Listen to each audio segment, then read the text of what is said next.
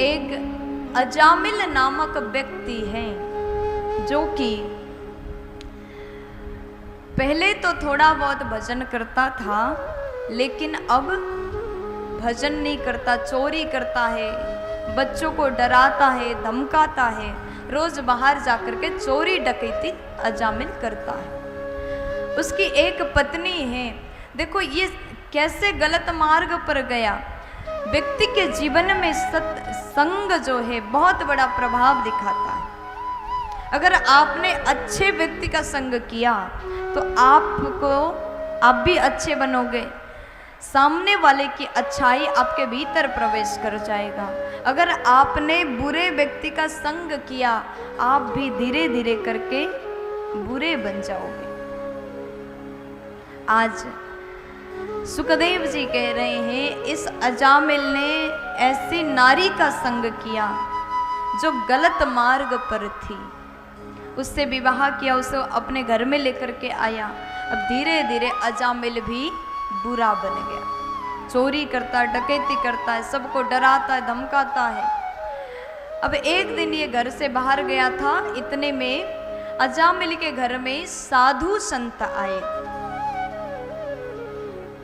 तीर्थ यात्रा कर रहे साधु संतों की मंडली भजन कीर्तन करते करते अजामिल के घर आए।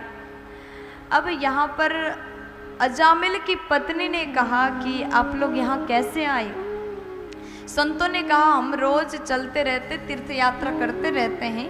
किसी ने कहा था कि ये घर भक्त का घर है, अजामिल बहुत बड़ा भक्त है, इसलिए हम आपके घर में एक दिन रुकने के लिए आए, एक दिन के लिए आए। जैसे इतना संतों ने कहा, अजामिल की पत्नी बोली कि महाराज ये कोई भक्त का घर नहीं है, हमारे पति जो है बहुत बड़े नास्तिक हैं, वो भक्ति नहीं करते।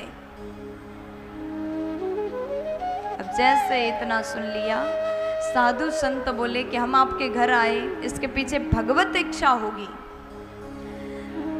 भगवान ने ही हमें भेजा होगा, इसलिए हम आपके घर आए। अब देवी आ ही गए हैं तो सूखा अन्न दे दो, हम भोजन बना करके पालेंगे, ग्रहण करेंगे। अब अजामिल की पत्नी ने सूखा आटा वगैरह दिया, उससे भोजन बनाया, भगवान को भोग लगाया और साधु संत पा रहे।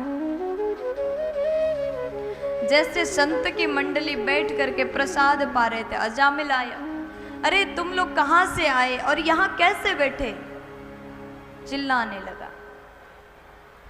अब अजामिल ने जैसे चिल्लाए, साधु बोले कि देखो तुम्हारी पत्नी ने जो भोजन दिया वही हम ग्रहण कर रहे हैं। जैसे पत्नी ने दिया, इतना सुना अजामिल चुप हो गया। चलो दे दिया है तो खा करके जल्दी से निकल जाओ, मेरे घर में साधु संत आए ये मुझे अच्छा नहीं लगता।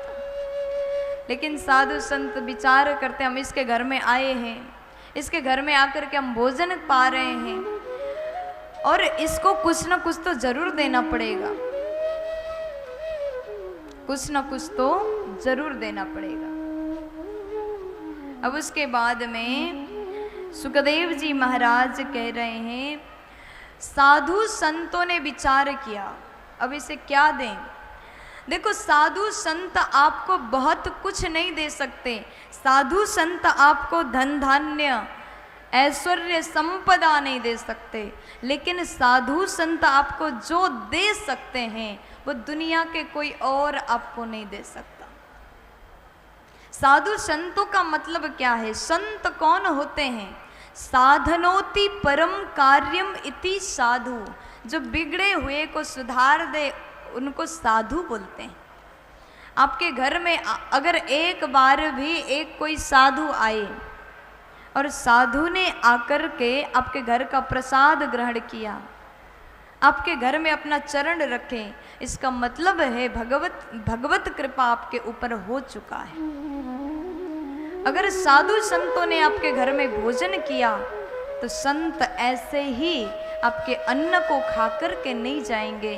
संत भगवान आपके घर में जो भी बिगड़ा हुआ है उसे सवार करके, उसे सुधार करके जाएंगे।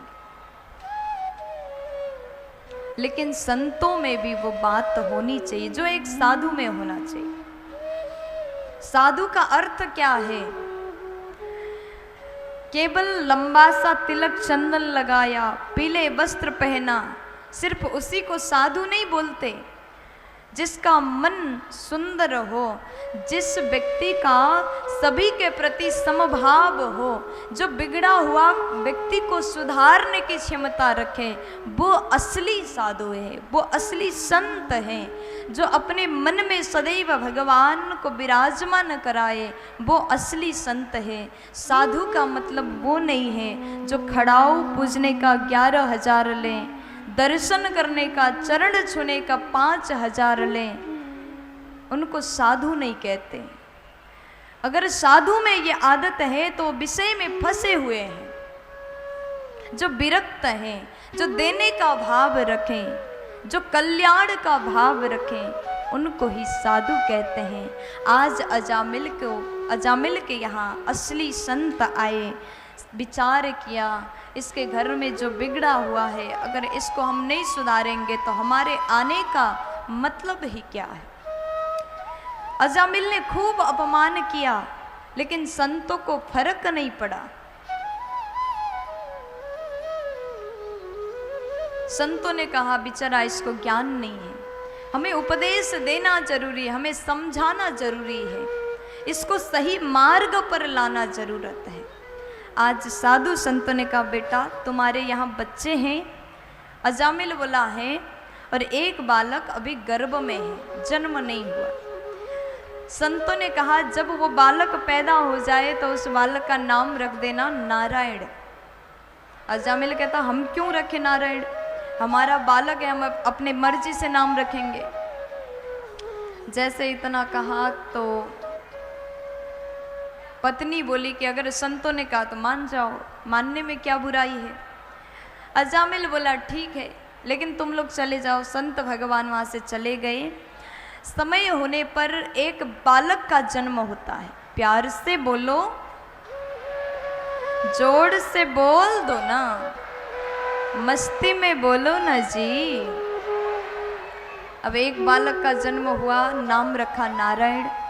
लेकिन अजामिल अपने सबसे छोटे पुत्र नारायण से अत्यंत प्रेम करता है, बहुत प्रेम करता है। इधर आओ नारायण, मेरे साथ चलो नारायण, खाना खाओ नारायण, हर बात बात पर नारायण नारायण नारायण बोलता है। और एक समय अजामिल बिल्कुल वृद्ध हो गया, सैया पर लेटा हुआ था, और उसको लेने के लिए यमराज के दूत आए। यमदूत बोले कि तुम्हारा समय हो गया, अब हम तुम्हें लेने आए। लेकिन जैसे देखा अजामिल डर गया, भयभीत हुआ। उसने सोचा मैं तो इतना डरा हूं, मेरा छोटा बेटा कितना डर रहा होगा। जोर से चिल्लाए नारायण इधर आ जाओ। संयोग की बात यह है कि भगवान नारायण के पार्षद भी वहीं से जा रहे थे, जल्दी से भीतर प्रवेश करते हैं। तो धर्मराज यमराज के दूत को कहा आप लोग यहाँ कैसे आए? यमदूत ने कहा ये पापी है, इसे लेने आए, लेकिन आप लोग यहाँ कैसे? बात समझ में नहीं आ रही। तब भगवान के पार्षद बोले ये तो भगवान का भक्त है, इसे हम लेकर के जाएंगे। और यहाँ धर्मदूत और भगवान के दूत के बीच में संवाद चल रहा है। यमदूत बोले ये पापी है, जीवन भर इसने पाप किया, इसलिए ये नरक जाएगा। भगवान के पार्षद बोले इसने जीवन भर नारायण नाम लिया, इसलिए ये वैकुंठ लोक चला जाएगा। भगवान के दूत कहते हैं भले इसने जीवन में पाप किया हो, लेकिन इसने भगवान का नाम लिया, ये जाएगा तो वैकुंठ। लेकिन यमदूत बोले इसने भगवान का नाम नहीं लिया, इसने अपने बेटा का नाम लिया है, अपने बेटा नारायण का नाम लिया। लेकिन भगवान के दूत बोले कि देखो चाहे कैसे भी नाम ले लो, नाम तो भगवान का है ना, बेटा का ले लो, पति का ले लो, अगर नाम भगवान का है तो काम तो करेगा। प्यार से बोलो सांकेत्यं पारिहास्यं वा स्तोभं हेलनमेव वा